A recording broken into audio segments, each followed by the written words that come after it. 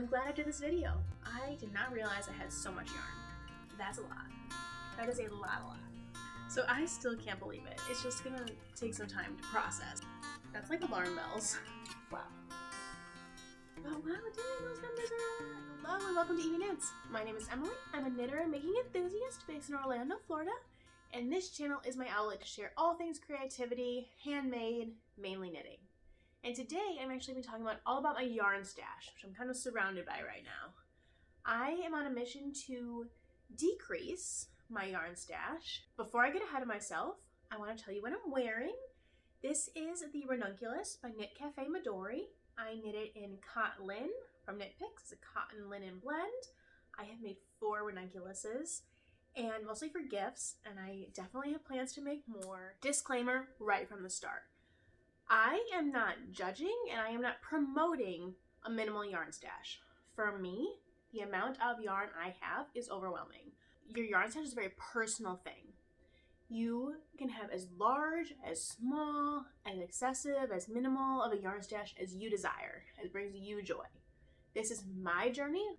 I was actually inspired though by Natalie of Knitting Natty. I've wanted to decrease my yarn stash all year long, but she's actually doing it a little bit more analytically. So she's tracking what comes in, what comes out, her acquisitions, what she destashes or what she uses, and she's broken it down. And I thought, I think I want to do the same thing. I want to get an actual grasp on how much yarn I have, identifying realistic goals, and actually getting the numbers. I'm curious, how much yarn is here sitting around me? I don't know the real answer to that. So I figured let's find out together.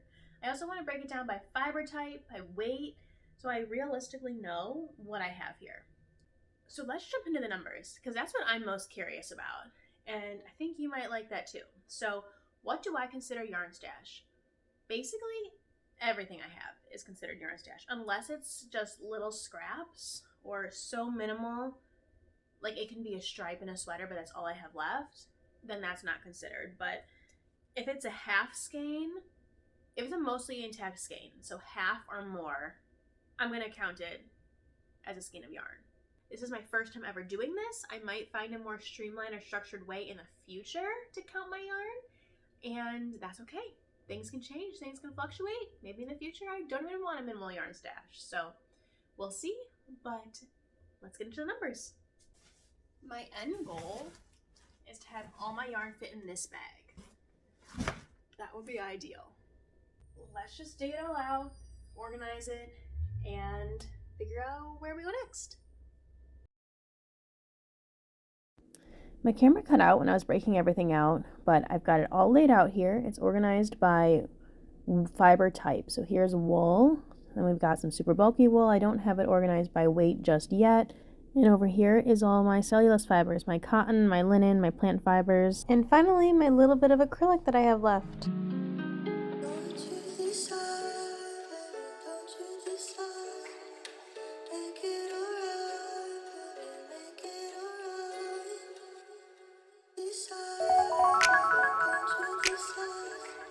You probably can't tell, but it's all sorted.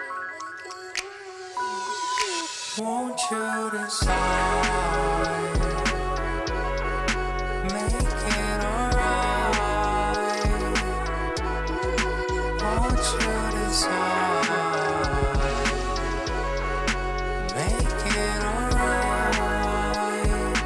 Make it alright. Said your love is all or nothing now. Easy streets scuffing up our shoes. I clean them up for you with the tears that I cried, thinking of which path to choose. I know this love ain't a game, but if we go down this one lane and you tell me you don't feel the same no more, I'd have to hit restart. Okay, well, I have a lot more yarn than I thought I did.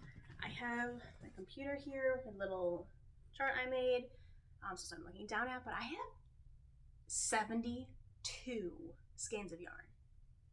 72. I literally thought I had like 30 to 35. So I still can't believe it. It's just gonna take some time to process. Okay, 72 skeins of yarn. Let's break down those numbers. So 32 are planned projects and 40 skeins are for unplanned projects, which again surprises me. I thought most of my yarn was for planned projects and I would have 6 or 7 just skeins that were left over from unplanned projects. But no, 40 are unplanned. I'll have to make a lot more scrappy projects and be more intentional. I really like that challenge to challenge my creativity and figure out like what goes with what projects can you make? Can I make a whole sweater using these 5 different skeins that weren't originally planned together, but maybe now they can be? So I like that challenge, but that's a lot more than I thought still. So we'll have to figure that out. Stay tuned, and eventually they'll be used. I don't know how yet. Okay, let's break down by fiber type. So I have 43 skeins of animal fibers, 26 skeins of cellulose, and 3 skeins of synthetic. That's something I can say I'm really proud of, that final number. I've worked hard this year to eliminate my synthetic yarn stash. I had a lot of acrylic, so I'm glad to see I only have 3 skeins left. I've made a lot of progress there. But then we've got 43 animal fibers and 26 cellulose. Now the cellulose fibers make sense. I live in Florida. It's obviously a very warm climate. The lightweight cellulose, cotton fibers, and plant fibers are really great for my environment. So I like that number is solid. The 43 animal fibers does surprise me. I didn't realize I had that much wool. Okay, so that is the fiber type. Now let's get into that weight. So yarn weight, it actually is surprising to me kind of how it's broken down. I've got 17 total skeins of worsted and Aran weight, which on one hand makes sense. I think I've made some cardigans and a good amount of cardigans and sweaters that are worsted weight, and then I've got some leftovers. And so that is where a large amount of that unplanned project yarn comes from. The second yarn weight I have the most of is fingering at 16 and a half skeins. So it's almost the same as the worsted. That surprises me a little. I think I have 1 or 2 t-shirt quantities of fingering weight yarn that I want to hold together probably. And then I also have some fingering weight yarn that's wool that's left over from my Stephen West shellography. Actually though, those are all 50 gram skeins. So I didn't factor in 50 grams versus 100 grams. I just said this is a full skein of yarn. But that yarn came in 50 grams. So for next time, I have to write a note to myself. Okay, factor in 50 gram versus 100 gram skeins. So that's what we're learning. I've never done this before. That's something that I think will be beneficial. And finally, we've got 15 and a half DK weight skeins. So 9 and a half of those are cellulose, which makes sense. I have some ranunculuses planned. I've got some other tank top quantities that are planned that are all cellulose fibers that are DK weight. So that one definitely makes sense to me. And then, those are my top 3 weights. Worsted, Aran, fingering, and DK. Okay, so that's broken down by the numbers. Hopefully that didn't bore you too much, but that's surprising to me. I'm actually really glad I did that. This is all me talking. This is my personal preference. This is what I am interested in. This is what is comfortable for me for my yarn stash. I'm not trying to influence anyone else or tell you what you have is right or wrong.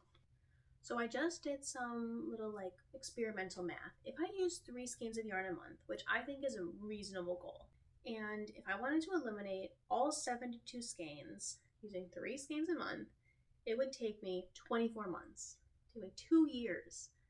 I thought I was at a place where I could eliminate this yarn stash by the end of this year, and clearly I'm not. That's an eye-opener. If I just wanted to get my stash halfway down, it would take me a year, 12 months, half that. So what are my actual stash goals? My actual stash goals are for all my yarn to fit in that one colorful bag that I have. My end goal is to have all my yarn fit in this bag. And right now, originally, I was thinking about 15. A mix of about 2-3 tank top sweater quantities and then a couple of lingering skeins here or there. So that would be about 15, I believe. But now that I know I have 72 skeins of yarn, I'm going to put my goal right now is to eliminate that, decrease that in half. So we're going to go to about 30. Let's try and get my yarn stash down to 30 skeins. I think that sounds more reasonable. I also love having yarn on hand if I want to test knit. Like I feel uncomfortable applying for a test knit but still having to wait for the yarn since there is a deadline. So I want to have the yarn in my stash, say, okay, I have the yarn for this test knit, and then go ahead and do it. So that's another reason it would be nice to have some skeins of yarn on hand at home. Ultimately, I want to have that visual of it all fits in this one bag. Why I want a limited stash? One, it just overwhelms me. It's just a lot, and that excess yarn doesn't bring me joy.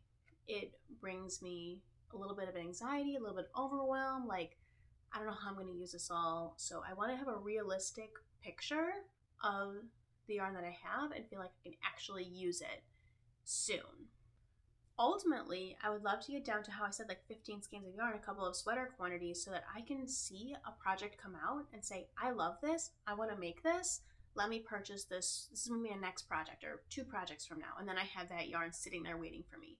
So it's not like, a lot of times I have the case now where I bought yarn a year ago, last summer, that I still haven't used. I know what project I want to use it for. I just haven't gotten around to it because so many other projects I had in the queue before that I was excited about. So having a more streamlined and way that I can use my yarn more immediately is ultimately my goal. Yarn preferences change. So I love color. I really enjoy color. However, the color that I use has evolved, and also I've identified in my wardrobe that I want my knits to be a little bit more high end, a little bit more business casual, and for me that means some more neutral colors. But I have so much yarn that I feel like is bright and a little more casual, more t-shirty, and it's not super versatile or doesn't really work for like a more business or more professional environment that I'm looking for at this point. So I want to build that into my wardrobe because I want to be able to wear my knits to all kinds of occasions. So I would love to have some more knits that I deem I can dress up a little bit more. So that's where I'm at right now, but I don't have a lot of yarn in my stash that would work with that goal because I bought it a year ago when I was in this color phase. First 2 reasons are a little bit more universal, I feel like. My final 2 are pretty personal to me.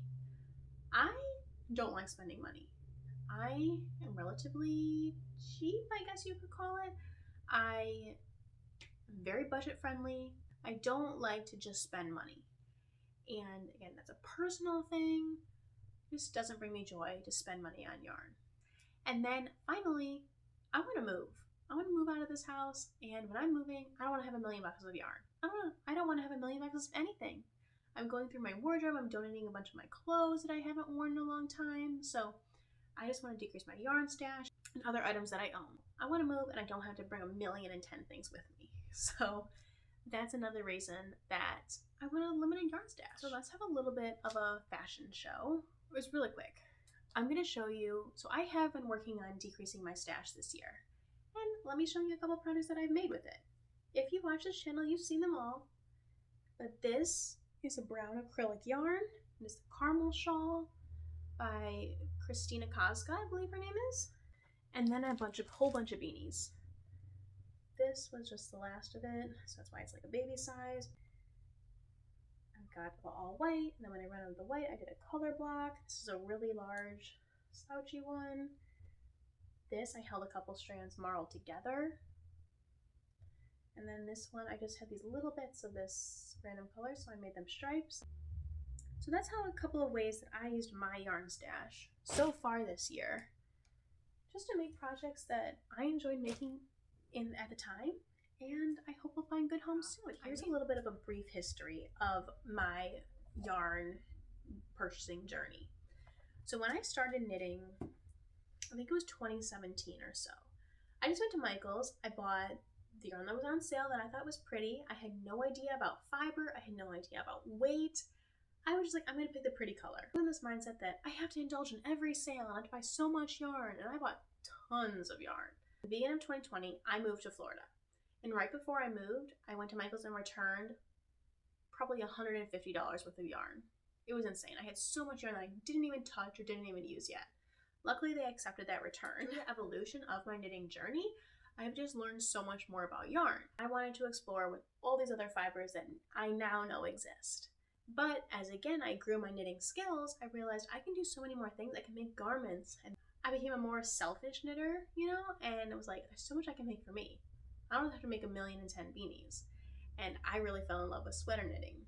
Not that you would know if you've watched my channel recently, because all I knit are hats. And then it just became, oh, this is so pretty, I want to buy this.